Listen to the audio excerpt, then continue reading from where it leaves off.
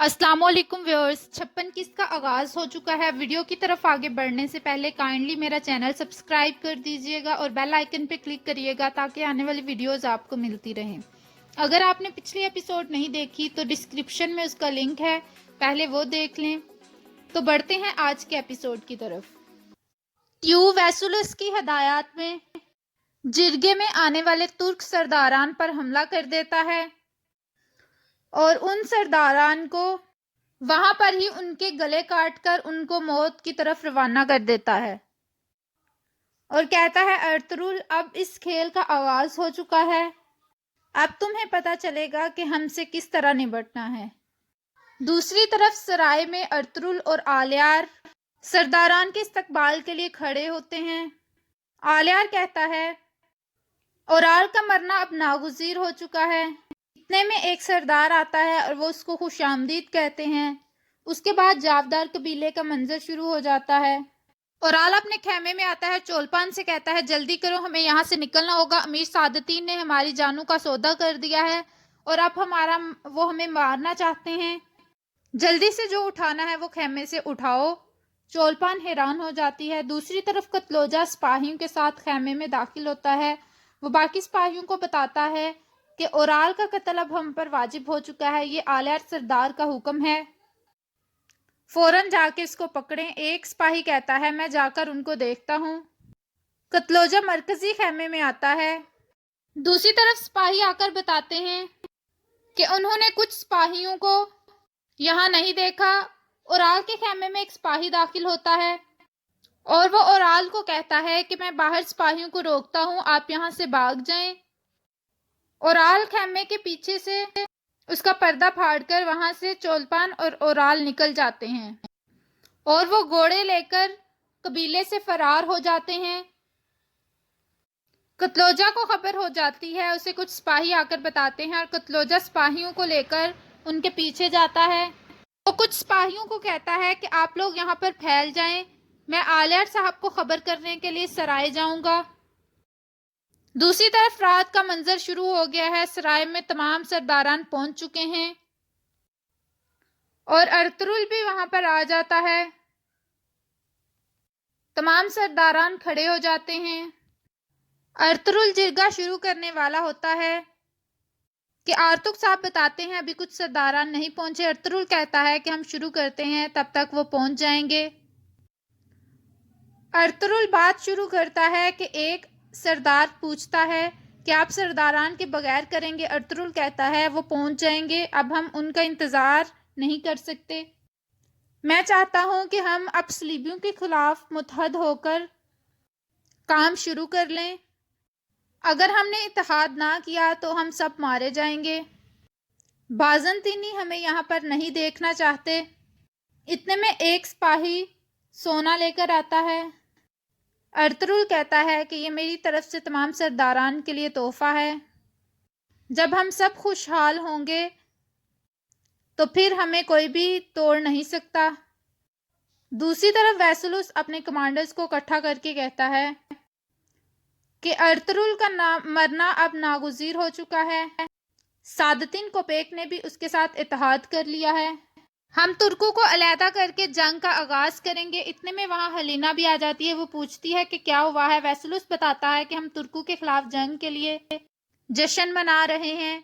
हलीना कहती है कि क्या अच्छी खबर है, मैं भी आपके साथ जश्न मनाना चाहूंगी। और फिर हलीना भी शराब का एक गिलास लेकर उठाती है। दूसरी तरफ जिरगे में आलियार साहब कहते हैं, गवर्नर वैसुलुस पहले ही अपना जहन बना चुका है और वो तमाम अपने कमांडर्स को इकट्ठा करके हमारे खिलाफ जंग करना चाहता है। एक सरदार कहता है कि आपकी बातें कब हकीकत का रूप धारेंगी, क्या हम अपनी जिंदगी में ये सब कुछ देख पाएंगे। अर्तुरुल कहता है, हम बहुत जल्द इस पर अमल करने वाले हैं। एक सरदार और कहता है कि ये हकीकत से दूर दिखाई देता है। इतने में कुछ आदमी उन सरदारान की लाशें लेकर आते हैं। अर्तुरुल उनको देखकर परेशान हो जाता है और कहता है, वैसुलुस, तुम्हारा मरना अब मेरे लिए जायज हो गया है। मैं अपनी कब्र में उतरने से पहले तुम्हें कब्र में पहुंचाऊंगा। دوسری طرف چولپان اور اورال ایک غار میں چھپے ہوتے ہیں۔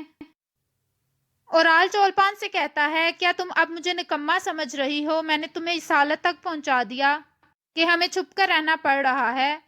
چولپان کہتی ہے اب ہم کیا کریں گے؟ اورال کہتا ہے کہ ہم ویسولس کے پاس جائیں گے، وہ میری سرداری کی راہ ہموار کرے گا۔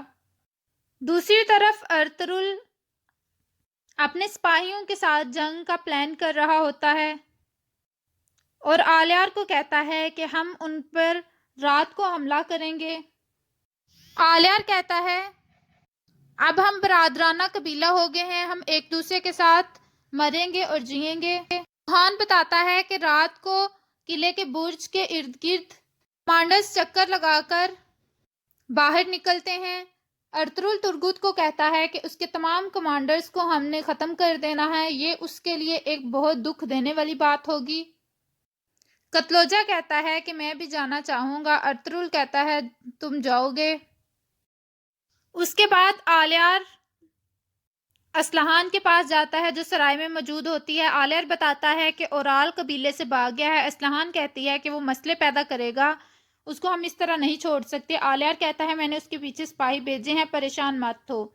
دوسری طرف ارطغرل سرائے میں ایک کمرے میں بیٹھا ہوتا ہے۔ بمسی اس کے پاس آتا ہے اور وہ کہتا ہے بھائی مجھے معاف کر دیں، مجھے محبت نے برباد کیا ہے، کاش میں ایسا نہ کرتا۔ ارطغرل کہتا ہے کہ کاش کا لفظ ہماری زندگی سے نکل چکا ہے، ہمیں سب سے پہلے اپنی حفاظت کرنا ہوگی ورنہ دشمن ہم پر پہاڑ پھینک دے گا۔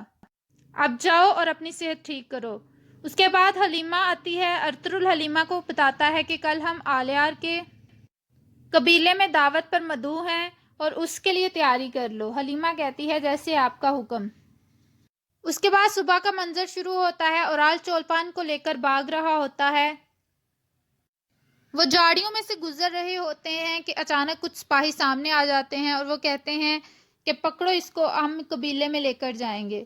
اتنے میں جو سپاہی اورال کے ساتھ ملے ہوتے ہیں وہ دوسرے سپاہیوں کو وہاں پر ہی ختم کر دیتے ہیں اور وہ اورال کو بتاتے ہیں کہ آلیار صاحب نے کتلوجہ کو حکم دیا ہے کہ آپ جہاں بھی ملے آپ کو فوراً قتل کر دیا جائے۔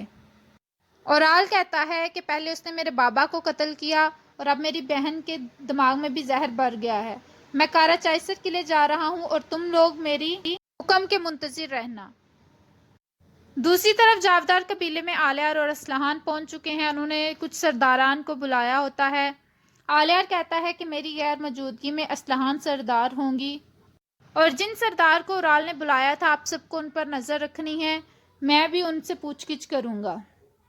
اس کے بعد سرائے کا منظر شروع ہوتا ہے اور اچانک ابن العربی سرائے میں داخل ہوتے ہیں۔